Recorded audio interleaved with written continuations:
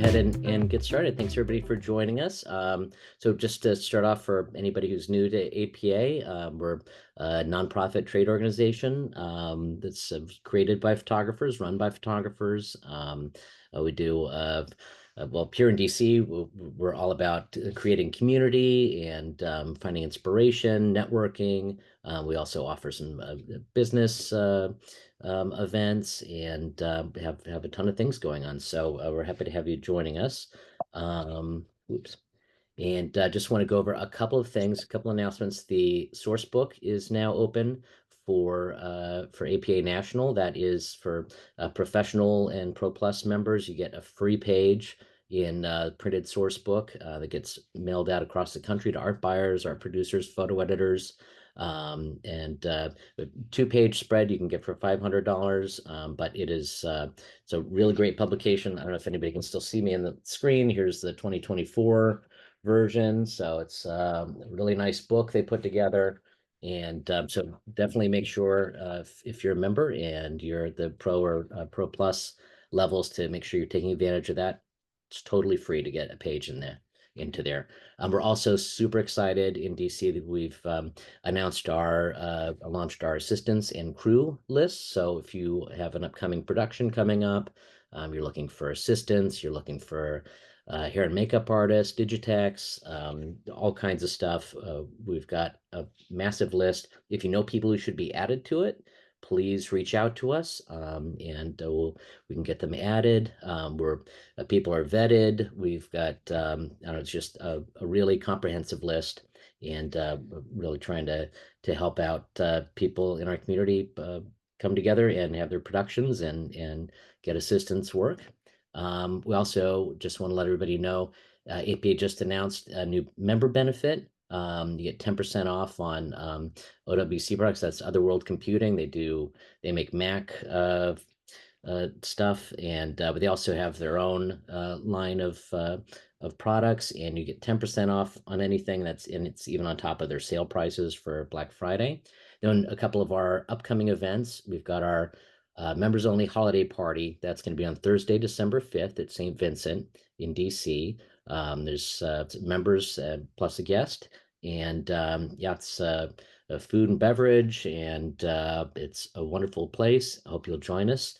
Then we've got our coffee break. That's a monthly meeting that we do at the Kogod Courtyard at the National Portrait Gallery, and that's 12 to 2 on Saturday, January 11th. So please come out and join us for that. Then we have Sam Kittner, our next 30 Minutes with speaker in January 14th, architecture and corporate photographer. So please make sure you tune in for that. And then our photo happy hour for January is going to be at Ivy and Coney on the 16th of January. Just want to also mention, make sure if you're a member of APA that you're taking advantage of all the member benefits and discounts that you get. Just next time you're going to be buying some equipment or traveling or whatever, just make sure you stop on there and check out and make sure you're taking advantage of all of that. All right, I'm going to go ahead and stop sharing my screen here and turn things over to our speaker, Caroline Gutman, who's well, I would say a very prolific photographer locally, doing a ton of work for the New York Times in particular, and very, very excited to have her speaking. So Caroline, I'm just going to go ahead and turn it right over to you. Great. Thank you so much, Mike. Appreciate it. Let me start sharing my screen. Wonderful. Well, it's great to be here today. Thanks so much to Mike and Katie and everyone at APA DC for having me. It's really an honor to get to talk to all of you. So today I thought I would tell you a little bit about my own background, how I got into photography, and that'll lead me into talking about a couple of projects that I've worked on over the last few years. We'll talk about the process and sort of how they took shape. And then I'd love to take any questions that you have, and I'm an open book, so happy to answer anything that I can about the process, about photography more broadly, or anything else that comes to mind. So I'm going to be sort of guiding you through a few of the threads that have sort of have informed my work and led me to the projects that I'm about to share. So the first thing is I came to photography in a sort of an unusual way. I studied Chinese language and literature in college, and right after college, got a job working for Morningstar, financial ratings company that does research on mutual funds and investments. And while I was working at Morningstar, I had the chance to live in London and decided to go to grad school. And it was during grad school that I went on a trip to Brazil, a student-led trip, and I brought a camera along. And for those of you who've been to Brazil, the light is magical. It's a beautiful place, and like photography just took over for me. It just became everything I wanted to do while I was there. And it's also as well when I got back to London, which was sort of dark and gray in the spring. Um, but I found myself when I got back to London, I was still in grad school and working, and all I wanted to do was look at photographs, edit photographs. And I realized at that time that there was definitely something in photography for me. And so it took me a couple of years of like working on various things in London. Like I would help friends with events. I would do portrait sessions for friends and just kind of experimenting in different parts of photography before I realized I wanted to further explore documentary work and potentially photojournalism. So I applied for a Fulbright grant to go to China. I had studied Chinese in college and had spent some time there in college. So I applied to do a project looking at indigenous women artisans in the Southwest, in Yunnan and Guizhou, um, and was fortunate to get a Fulbright grant, which really sort of gave me the chance to explore photography in full and gave me a real structure to try out photojournalism and also work on a number of different projects and stories. So while I lived in China, I would sort of just follow the threads that I discovered. So I learned about blind masseurs who made a living by, they lived independently and were able to, you know, they were economically independent and had careers in this collective blind massage facility. I also documented Sichuan peppercorn farmers who grow those famously numbing Sichuan peppercorns. But I traveled across China and during over the course of this grant had the chance to really explore different facets of Chinese society and especially indigenous communities, both in the Southwest and as far north as Sichuan and Xinjiang. This is the famous Tiger Leaping Gorge. Um, so I really got to like explore different areas, different stories. But my main focus in being in China, also I had the chance, a little interlude, to spend some time in a Chinese hospital. So I documented patients' experiences while I was there. Um, but my main project and purpose for going to China was documenting Miao indigenous artisans and their indigo tradition. And for those of you who aren't familiar with indigo, it's a plant, looks just like this. It's found across the world, everywhere from India to Guatemala, to Japan, Indonesia, the US. Um, and the leaf is it's harvested and fermented and turned into the indigo dye that we know, that rich blue color. Um, so I was in China, in the Southwest, documenting a community of Miao women artisans who've worked with indigo for centuries, if not millennia, and have carried on this tradition and passed it from mother to daughter throughout uh, through the course of history. And so I spent considerable time documenting the process, the tradition of making indigo and batik textiles, which are basically indigo dyed fabrics that have wax blocking. I'll show you that in just a second. It's the indigo dye. But so this is a finished batik piece, a Miao indigo piece, where all of the white sections started off with wax. So the artists would take melted wax and draw it on plain cloth. And anywhere where you had the wax would be color blocked. So when they then dyed the fabric in indigo, you're left with, everything else was blue, and then they would melt the wax off, and you're left with this incredible pattern. So I spent time documenting indigo in China and learning about this tradition, which is really a method of economic empowerment for Miao artisans, women in particular. It's a tool of economic independence, it's cultural preservation. It's a really incredible tradition that's survived centuries. And I'll just show you a few more photos from this. But this really kind of set the stage for me in a lot of my later work. I didn't know it at the time. These are Miao farmers. They're cultivating indigo fields right there. But so I moved back to the US from China, and I had a full-time job. I wasn't able to do freelancing full-time right off the bat. And I got laid off from my job during COVID. And that's when I started to have a little bit more time to work on potential projects. And I started looking into indigo in the United States, and I wanted to understand what the history was here. As I said, we think about blue jeans and denim being dyed with indigo originally. And as I started to look into indigo in the US, I learned about a much more painful history. Indigo was the second largest cash crop in the Carolina colonies before the Revolutionary War, and it fueled the slave trade for over a decade. Um, the story that persists around indigo in South Carolina and in the South, the folklore centers around one woman who was the daughter of a plantation owner, and her father shipped her seeds from the Caribbean, indigo seeds, and wanted her to figure out how to grow indigo.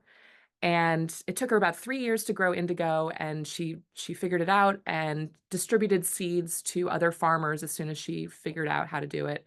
And so she is sort of the folklore matriarch of indigo in the South. But that story leaves out the role of enslaved individuals who both carried out the backbreaking work of growing indigo, of harvesting it, of turning it into dye, as well as the knowledge of how to do this process. A lot of the knowledge they brought from West Africa as well. So as I learned about this story, I wanted to photograph it. I wanted to figure out how to share this story, and I started pitching it. Um, and I did not have much traction at first, and it really took it took quite a number of pitches, and I applied for grants. I didn't get funding, and I finally I spoke to Smithsonian Magazine, and they expressed initial interest in the project, and I so that was sort of just the very beginning of it, because from that point, it took about 6 to 8 months for the pitch to actually be officially accepted as a story. I'm sorry, I'm going to take one step back and just say, in addition to the history of indigo, I wanted to look at contemporary artisans and farmers in South Carolina, women artisans and farmers who have reclaimed that history and have turned it into, a modern community of indigo artisans and farmers, and they've revived the tradition and reclaimed the history.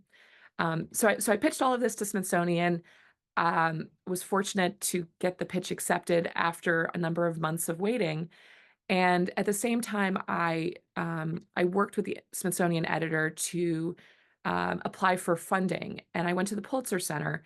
And so the reason I mention this is this was very far from a straight route to having the story published in Smithsonian. It was about 6 to 8 months of pitching, because internally they have to just make discussion. They have discussions on what stories to feature.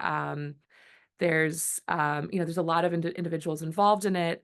But in addition to the 6 to 8 months, that 6 to 8 month window gave me the chance to also apply for additional funding to give me more time to work on the story in South Carolina once the story was accepted.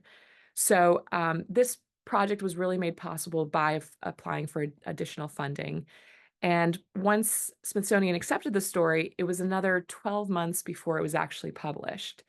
So this is just to show you a photo of one of the historical vats. This is where indigo was collected and fermented. If you can imagine, this is a large vat filled with water that had to be carried in, and then all of the leaves had to be carried in from fields in the vicinity to process the indigo. So this project really, you know, took altogether about 2 to 3 years. It took multiple pitches, and it took um, flexibility and I'd say persistence.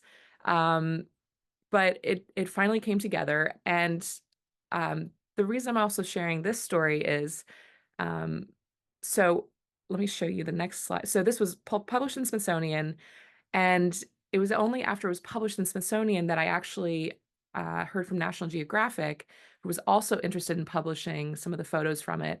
And so it was really a full circle moment because I'd actually approached National Geographic initially, and it wasn't the right timing or it wasn't the right story at the time.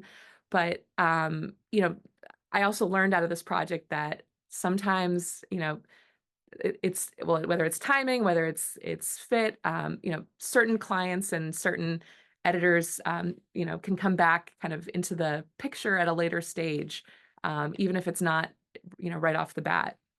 So, that was my sort of my first big project in coming back to the States.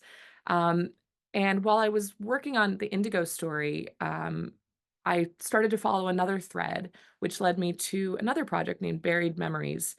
Um, I interviewed, so working on indigo, I interviewed a historian about burial sites of enslaved individuals who might have worked with indigo. I was trying to figure out ways to document the history of indigo when there's so little physical artifacts that remain after, 2.5 centuries. And so a historian told me about a potter's field. A potter's field, for those who don't know, is basically a mass burial site, a mass grave. Um, so he told me about a potter's field in central Charleston where approximately 26,000 individuals were buried between the 19th and 20th centuries, and most of them were Black. And I went to visit this potter's field, and you're looking right at it. Today, it's a baseball field, it's parking lots, it's playgrounds, it's a swimming pool, it's even a football stadium. And when I visited, I couldn't find a memorial marker anywhere. And I was really shocked by that. And, I finished my Indigo project, and then I went back to back home and started doing research on other unmarked burial sites, especially Black burial sites across the East Coast. And I learned about others in Charleston and ones in Baltimore, such as this one. This was a former cemetery called Laurel Cemetery. Today, it's a parking lot and strip malls. Um, and some of those graves from Laurel Cemetery were relocated to a field which was once very rural. Now it's fairly suburban. But I started to document these burial sites and began pitching this as a project to a number of publications, and really didn't have much traction at first either in a similar way. And I had started presenting it as, documenting burial sites, as looking at loss, as looking at loss of community, um, and didn't get traction with that. And so I had the opportunity to apply for a grant through the State Department, nothing to do with journalism, but State Department was offering a grant for collaborations related to education. So I teamed up with a middle school educator, and we proposed a project where I would document unmarked burial sites across the East Coast, and she would develop lesson plans about them. And so that really gave me the chance to further work on images for this project, not knowing where it would land, not knowing what it would look like, not even knowing what the thesis would be, but knowing that I felt compelled to continue to document these sites. And so I continued to photograph, and she developed lesson plans. And with those additional images, I put together a new proposal uh, to editors at different publications, and once again did not have much traction. And so what changed then was realizing that like I had these images that I felt were strong, that I realized the storyline was I needed to shift the story. I needed to come up with something that felt timely and relevant and that suited the publication.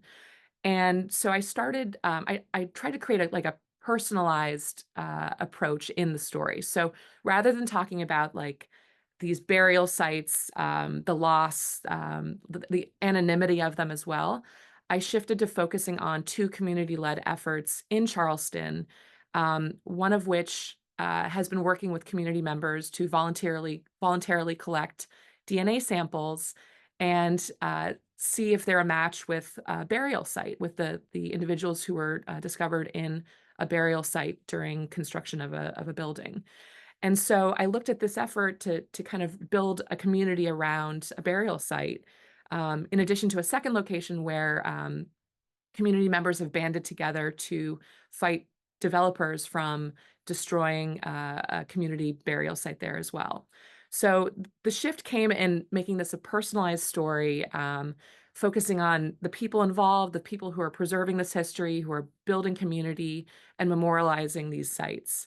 And that caught the attention of the New York Times, and that gave me a chance to work on this in greater depth and to spend more time in Charleston with the support of the New York Times. And so over the past year, I spent significant time there and worked on this story looking at commemoration events. This was the reinterment anniversary ceremony for a burial site called Anson Street, where 36 individuals' remains were discovered during building construction. And every year, the community gathers to honor those 36 ancestors as they're known. So this was the annual gathering for that. And this is the burial site. So I worked on this in 2023, and similar to Smithsonian Magazine, it took almost a year for this to publish. Despite the project being done, it was almost 12 months, and that can be certainly frustrating, but it actually provided a new opportunity in this case to return to the community earlier this year when community members were receiving their own DNA results and learning about their own ancestry. And so I had a chance to be there for that event, which would not have been possible had this, in fact, published, 6 months sooner. So I try to find the silver lining in a lot of these delays, and I will say that the wait was certainly worth it. It was an honor to have this published, and I also had the chance to write an essay about how this story came about. So yeah, so that's sort of just a quick introduction to a couple of projects that I've worked on. And I think the lessons for me in working on both of these projects over the last few years is, you know, being as patient as I can, both with like the pitching process, with the photography, and with the publishing process, as well as like adapting to, changes in the story, figuring out workarounds, figuring out other ways to kind of mold the story uh, in order to find the right place to have it published. So I'll leave it there. I'll just a quick plug that my indigo work is actually going to be exhibited in Charleston from December through February. Would love to have you join if anyone is in Charleston or available then. So I'd love to take any questions you have, and thank you so much for listening, and thank you for the opportunity to speak today. That's, Caroline, thank you so much. Truly appreciate that. And yeah, we can take questions if people want to use the little hand raise thing under your React screen, and you can feel free to unmute yourself. And Liz, we've got a question from Liz Donadio. Yeah, hi. Thank you so much, Caroline. I just wanted to see if you could speak a little bit about the way that you use color and light, kind of going to your very first comment about using a camera in Brazil and the light that was there. I just noticed in your photographs, there's such a strong quality of light and color that really help communicate the powerful emotions in the images. So just wondered if you could speak to that a little bit. Thank you so much. I really, really appreciate that. So with light, I think I'm always just looking around. I've tried to slow down. I'm a pretty fast-moving person, I feel like, in my life. But when I'm photographing, I have made an intentional effort of like trying to slow down and look around me for, I work with available light most times. I mean, I work with lighting sometimes, but I'm always looking for where the light is and studying how the light changes. And so with a lot of these locations, like I'm thinking of like, well, indigo in China, as well as indigo in the US and burials. With all of these, I spent time visiting these sites multiple times. I would go back. I spent a few days in a row going to the same place. And so I got familiar with what the lighting was and kind of, I think I knew what I wanted the feel to be. And so I would wait for the right moments, even if it meant going back one more day and having an extra long day, trying at dusk. So I think light is a very central to my work. Like I think light is one of the most powerful tools we have as a photographer. I don't mean that in a cliche way. I mean, it sets the mood for like today it's very gray here. Like that's not going to be the kind of portrait I want to, I'm not going to photograph a portrait with this gray light when I want it to be a joyous, celebratory portrait, for example. So I'm always thinking about like how the light feels to me and how it can also be used to kind of spotlight a person or spotlight a location or kind of set a mood. And then for color, I love color. I mean, you can see a little bit like my glasses and my house is full of color. And so I'm always looking for color. I think that's why I love working on indigo so much. I fell in love with the color of indigo, and it's this rich, it's a mystical blue. It's a magical blue. And so I find that like wherever I find color, I'm drawn to it. But yeah, I don't know if that answers your question. I think, I'm always, those are the things that brought me to photography. And so I think they're always going to be present in my work. And yeah. Great. Thank you. Thank you for that question, Liz. We've got a question from Jeff. Hi, thank you. I'm sorry I was late and didn't I missed the first third maybe of your presentation, but I was fascinated with your description of what you have to go through to get the project going. I'm a commercial and ad photographer, and some of my projects are long proposals and months ahead, but not like you're describing. I'm really curious how you learned to do that, because what you're doing is something that I find fascinating. I may have migrated to the ad and commercial world where I create my lighting, but I started off as a natural light photographer, and those were the things that, what I saw was what I wanted to record. So how do you take something like, how do you put a presentation together for that? It's very different, I assume, from my commercial and ad work. And how do I pitch it as a story, do you mean? Or Yeah. I'm still figuring it out. I mean, it took a few pitches with both of these projects, but so I think this comes from my experience working as a macroeconomic analyst.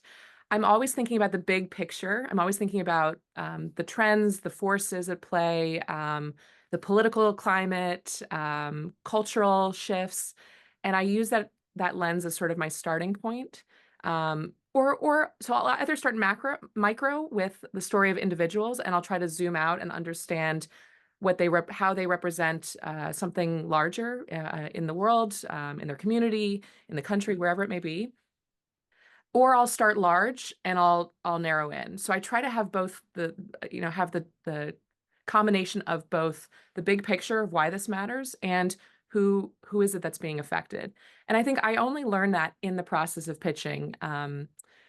With the Indigo project, when I first pitched it to Smithsonian, I had been speaking to and I had interviewed an artist in South Carolina who works with indigo. So I had that interview as sort of my starting point for the pitch.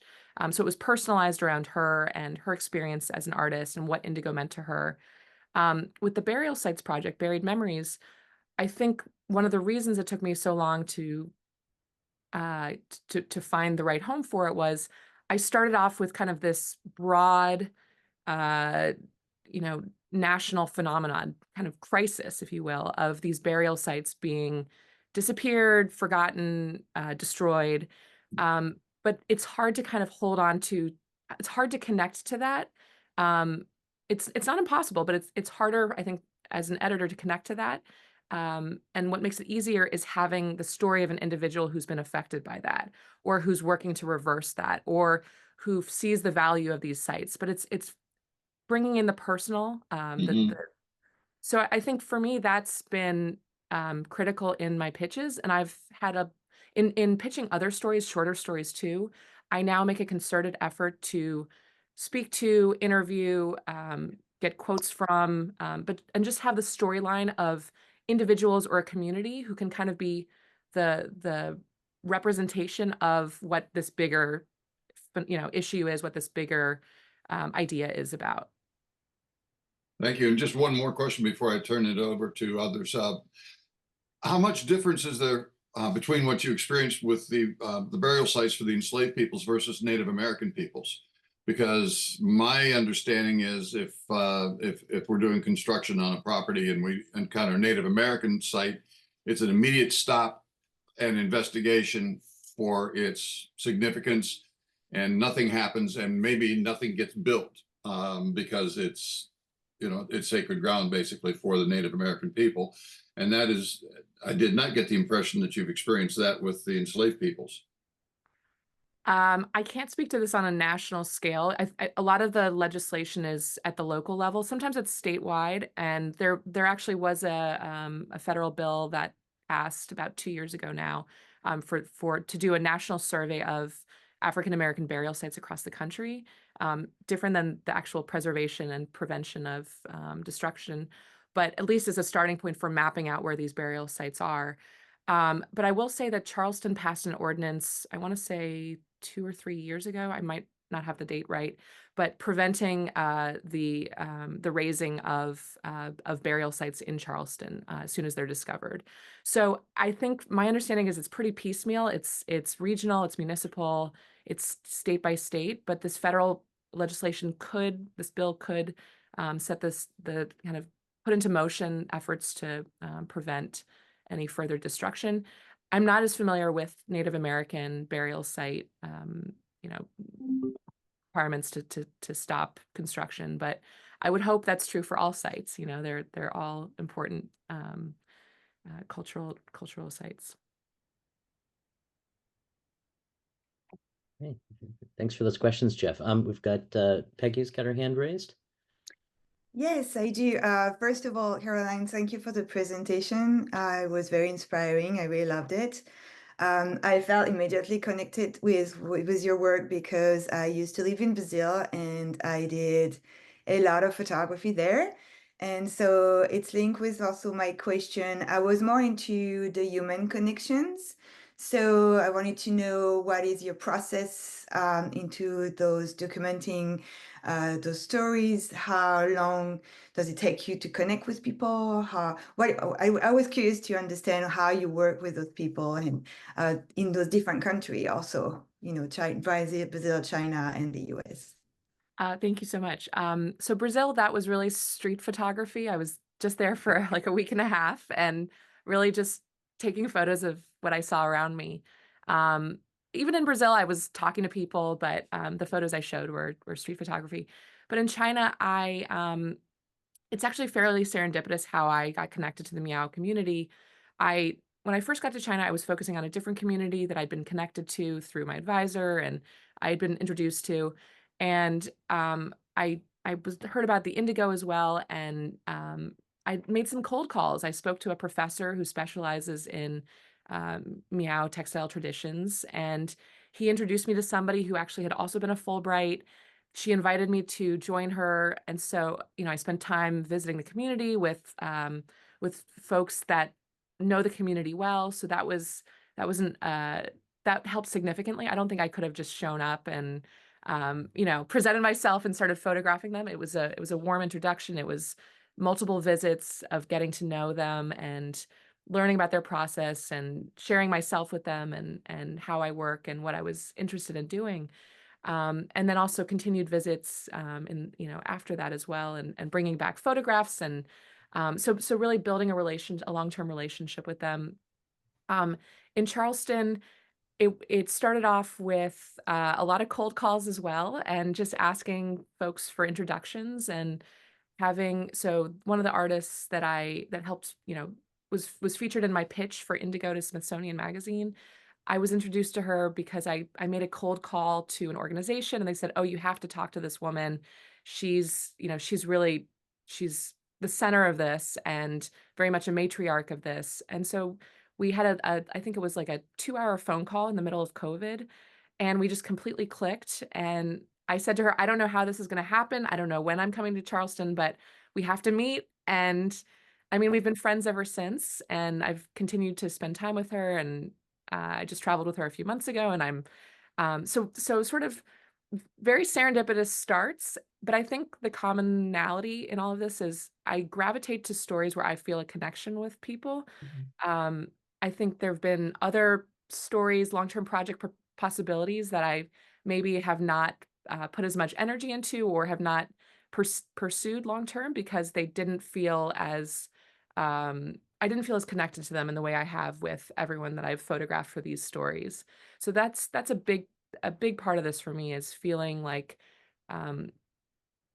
I we have a connection, and I'm welcomed into the community to document individuals and their work, and so it's having that trust as well. But not all projects, I think, for me, have had that, and so that's why I've focused so much on these and turned these into larger bodies of work. Thank you. Thank you for the question. Great. Thank you so much, Peggy. Oh, you're welcome. Okay. All right. All right. Did we have any more questions for Caroline from the audience here? Okay. All right. Well, Caroline, want to thank you so much for presenting to us today, and for sharing everything with us, and for being so unflappable in the middle of surprise. That was yeah, and thank you everybody for your patience with that, and for joining us here today. Truly appreciate it, and we'll hope to see you all at one of our upcoming events, and at our next 30 minutes online. Okay. Thank you all so very much, and yeah, have a wonderful Thanksgiving, and take care. Thanks so much. Thank Bye, you. everyone.